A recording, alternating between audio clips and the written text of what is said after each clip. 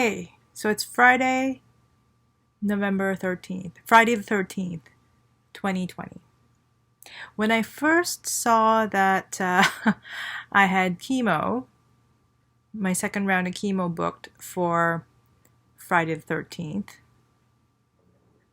I'm not superstitious, but I don't know, didn't like it. Didn't like it. So, hi, how are you? I hope you're doing well. I am recording this at 7:41 in the evening of Friday, November 13th. I should have had chemo today, and I'll tell you right off that I didn't. But I will tell you the story of what happened. I don't even know if I can make it make sense. I mean, it's pretty straightforward. So firstly, let me show you what's going on over here. See, this is why I didn't have chemo today. So I have something installed in me called a portacath. And it is a direct line into a vein. And it's just a plug. So now I have plugs and tubes and things. A plug and a tube, not plugs and tubes. Sometimes I think I've joked I'm like Borg-like at this point, or like getting there. I don't know.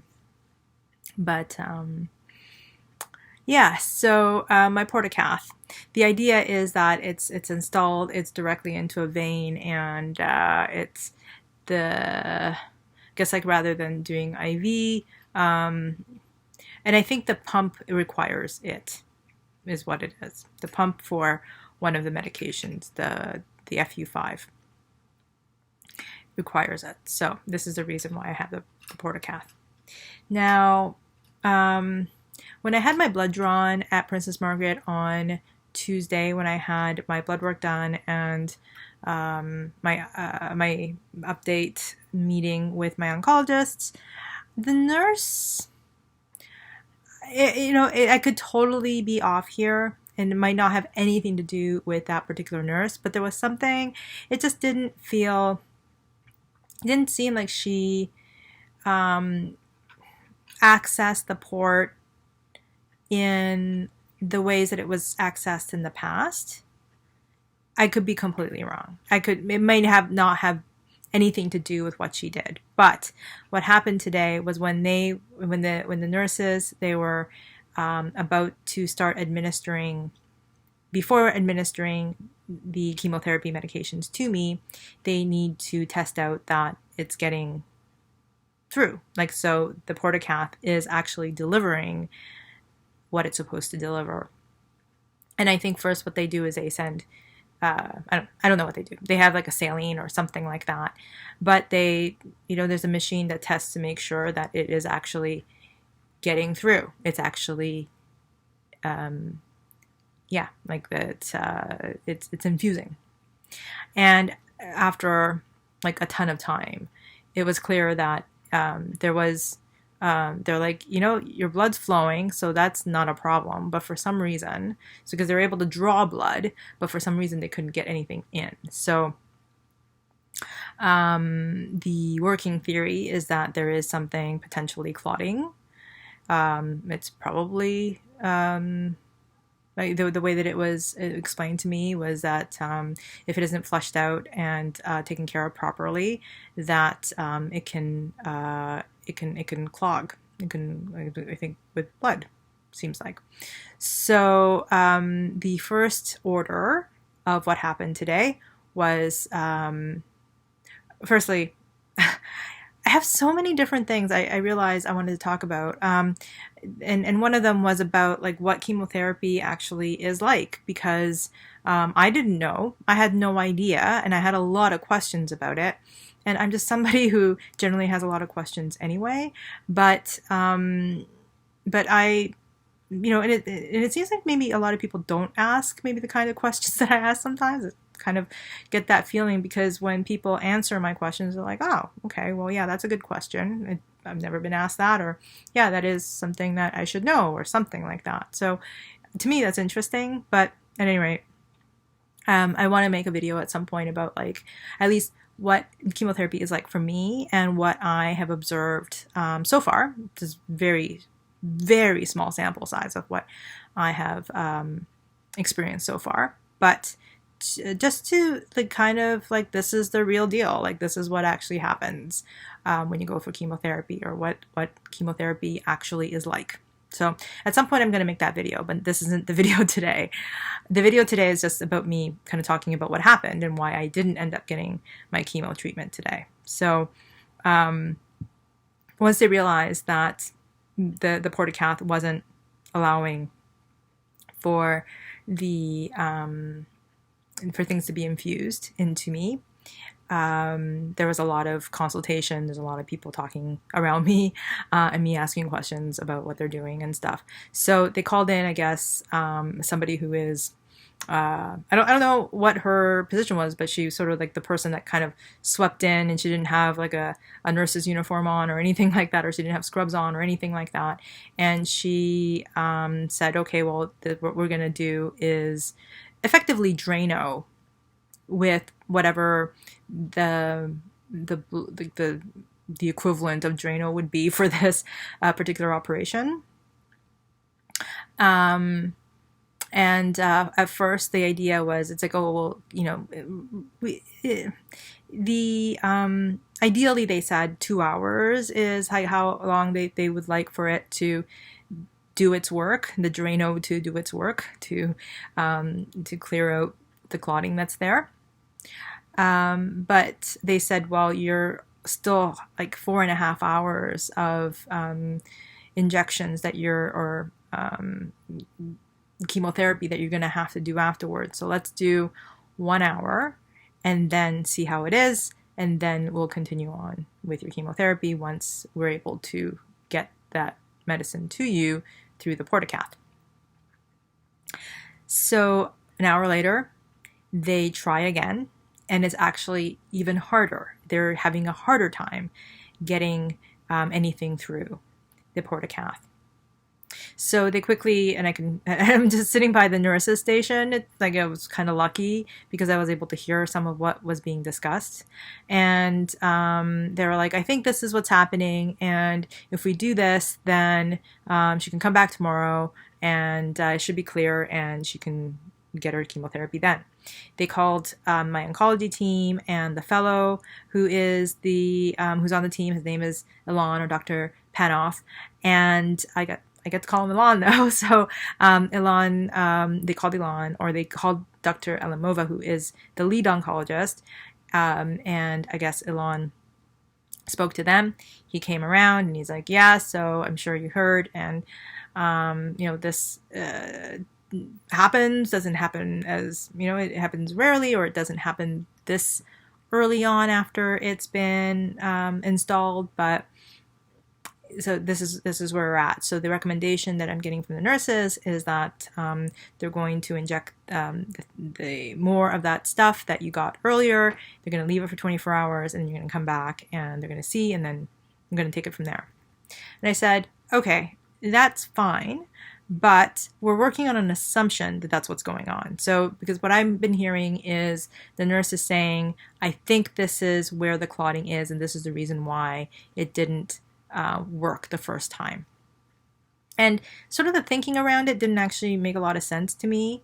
If it was, because I'm not going to really get into the details of it, but I was just like, is there a way to do some kind of an imaging so that we could maybe see that maybe the portacath is still installed properly?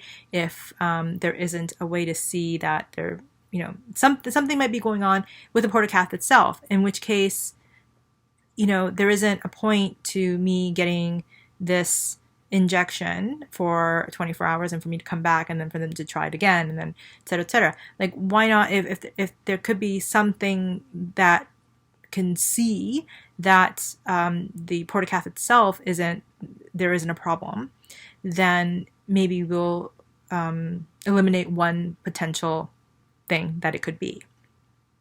And he said, oh, okay, well, now that I think about it, you can get an x-ray and we could see, if there's anything from that, imaging. We can just take a look And I said, okay, great. That's fantastic. And then lo and behold, it took about 10 minutes, which is great for him to go, okay, let's do that, to him calling down to the imaging department, and for me to walk in. They're going, okay, yeah, we're expecting you. Let's do it.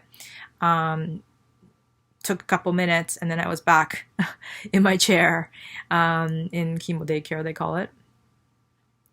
And then just had to wait for them to look through the imaging and make sure that there isn't any issues or anything like that. Turns out, in terms of the physical portacath, there isn't anything that could be seen as problematic from the x-ray. So we were able to at least eliminate that as the potential problem, because if there was a problem with the portacath itself, it would mean that I would have to go back to interventional radiology, who are the folks who did the stuff for the tube. Not exactly, I mean, Anne has been fantastic who's there, but everybody else, I don't, sort of like bias from experience, not huge fans of what some of what happened down there. But so it saved me, at least initial, like at this point anyway, from going back there and seeing what's going on, or like to have to get the tube reinserted. And that would also mean they either get me in on an emergency basis, or have to do outpatient, and they have to make an appointment for me and all that, which could be like days. So anyway, at least that's off the table for the time being. And so now what's happened is that they injected some of that Drano stuff into the portacath, and I'm all kind of taped up and kind of, it's all down here and all that. So that's and so I'm waiting the day.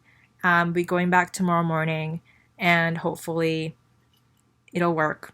And tomorrow chemo is about 4 or 5 hours, and that is because they're adding, because a week and a half ago was a modified version, because my bilirubin number was still a little bit on the high side, and they didn't want to risk going full board on it. I'm not sure what actually that term is, but anyway. So this time around, they're adding all the medications, not completely full strength, but they're adding it all. But this one medication, irinotecan, I believe is the way that it's pronounced, has like certain side effects. I think diarrhea, and apparently like a quick onset of diarrhea is something that can happen, and watering eyes and nasal drip. So those things can apparently start happening very quickly as it's being infused. And they like to then they have a way of being able to manage that, but they also like to monitor it for at least half an hour to an hour after the infusion, just to see what the response is like, at least the first time anyway. So I believe that the oxaliplatin, and then whatever the medication that is infused along with that, is an hour and a half. And then I think that there's another hour and a half for the irinotecan that's being added. So that's 3 hours. And then it's going to be an additional half an hour to an hour to put the for them to monitor whether I'm okay after having gotten the irinotecan.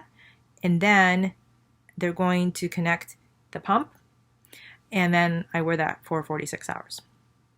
So that means like going in tomorrow, I'm scheduled to go in at 9. They're going to check. If it's okay, I'm going to first take the chemotherapy medication that helps me to manage the symptoms of the chemotherapy itself. And that takes about an hour to work. So I'm gonna it's gonna be so what it is what I'm trying to say is it's gonna be a super long day tomorrow. So I'm gonna go in. It was a long day today, but I didn't have chemotherapy. But tomorrow's gonna be a super long day, and I'm gonna have chemotherapy. Hopefully have chemotherapy tomorrow. So here it is. Tomorrow morning I'm going at 9. They're going to test this thing. And if it works, hopefully it does, they have to give me the medication for me to be able to withstand, or it helps to manage the symptoms or manage the side effects of the chemotherapy itself. That takes about an hour to take into effect.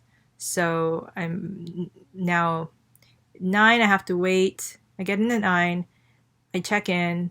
They give me this like restaurant pager to let me know when they're ready for me, because they have to measure out a bunch of stuff. But maybe I won't have to wait as long tomorrow. We'll see. But usually it's about half an hour, 45 minutes, maybe an hour, because they do a bunch of stuff. And they have to, I guess, get you your chair, like kind of like a restaurant. Serves up chemotherapy. So, 9 o'clock, check in, get this thing checked, who knows, 45 minutes or so. Then I have to take the medication, another hour. Then 1.5 hours of the first infusion, second infusion, another hour and a half, another hour after that. So I'm in the hospital, and then a pump after that, but then I get to go home. But I'm going to be tired tomorrow. I'm going to be very tired tomorrow, because I'm pretty tired now. And I'm going to be going to sleep early so that I have as much energy as I can for tomorrow. But I wanted to make sure, though, to record this because it was rather an eventful day. And I hope this isn't going to hurt when I go to sleep. The thing about the weighted blanket, though, is that it keeps me in place, so I don't actually toss and turn so much. And I think because I'm really tired, I probably will just like sleep pretty prone tonight. But I think maybe the weighted blanket, like the weight on here, might be a little hard for me tonight. We'll see. I'll report back. Anyway, I just wanted to share that with you. I was pretty nervous going into today with this edition of the irinotecan, but having talked to the nurses and stuff like that, I think I have a better handle on what to expect, not to expect. And yeah, so I will be hoping that I don't necessarily have the side effects, especially the diarrhea or any of those side effects, and that I tolerate it well. I tolerate it all well. That's my hope. Fingers crossed, and just thinking shrink, all that stuff. So at any rate, gosh, thank you so much for everybody who is following along and commenting and sending messages and support and doing so much for me. And I'm not sure about how people feel about their names being mentioned on video. I should ask. So the only folks that I have mentioned, I think, are the folks who have given me the permission to do so. But all of you, I hope out there that I'm so very, very appreciative of all your support and the love and care that I've been feeling and receiving. So thank you so much. And as I say, chef's kisses. I feel like eating, but I've also noticed that the more so the less that I indulge, I think the better that I feel. This is a tough one for me, but chef's kisses nonetheless. And love and care. I send you as much love and care as all of you have been sending me. And please, have a lot of that love and care for yourself, but also to the folks around you, and maybe even to folks that you don't know, and maybe a little more toward me as well. So thank you so much. Thank you everybody out there who's just been so amazing. And yeah, so I will talk to you real soon, likely on the other side of my second cycle of chemo. Fingers crossed. Talk to you real soon.